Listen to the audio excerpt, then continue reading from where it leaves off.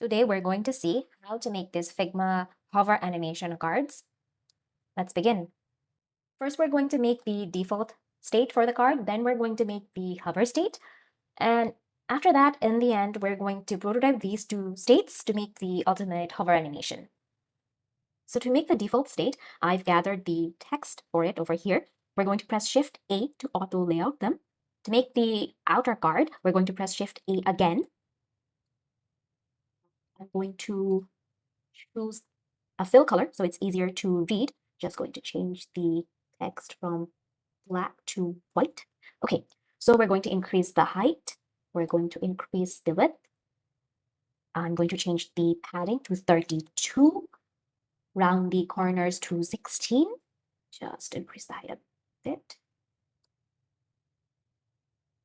And we're going to align it to the bottom left. Now, as for the background image, I'm going to use my plugin Unsplash.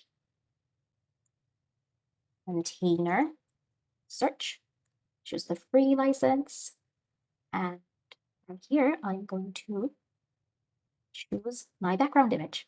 Now, as you can see that the title and subtitle is really difficult to read or on this background. To address this, I'm going to use a circle by pressing the shortcut O. So I'm going to have to draw a pretty big circle, then choose a solid color for it. And then what I'm going to do is I'm going to press Control and X to cut it. I'm going to choose the outer frame and Control V to paste it. Now, by doing so, you will see that the text that was already in the frame is all messed up.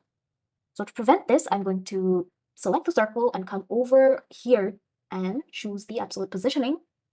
It will ignore the auto layout and I will be able to place this anywhere in my card.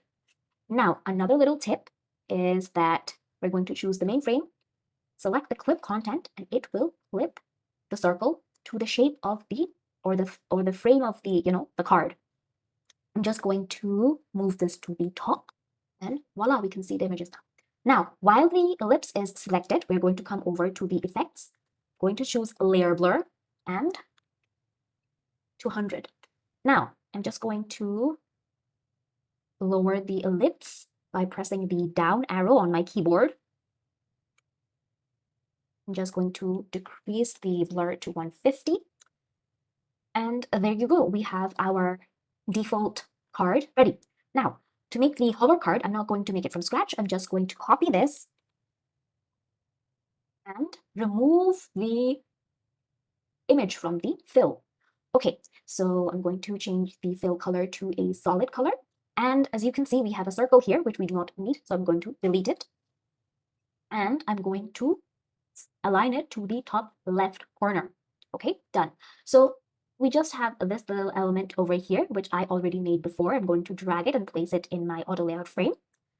To make it come to the bottom, what I'm going to do is I'm going to select it. I'm going to double click here and it will place it at the bottom of the card.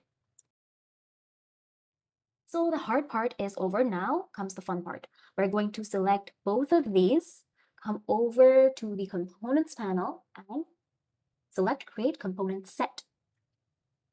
We're going to press enter and rename this card as default.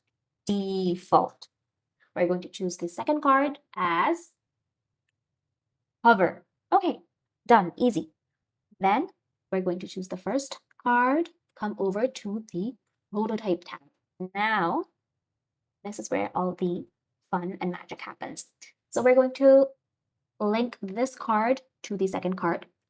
Instead of on click, we're going to choose while hovering, change to hover, that's all right.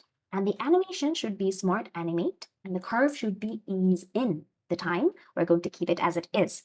Now, the same will go for the hover card to our default card. Instead of on click, we're going to choose mouse leave.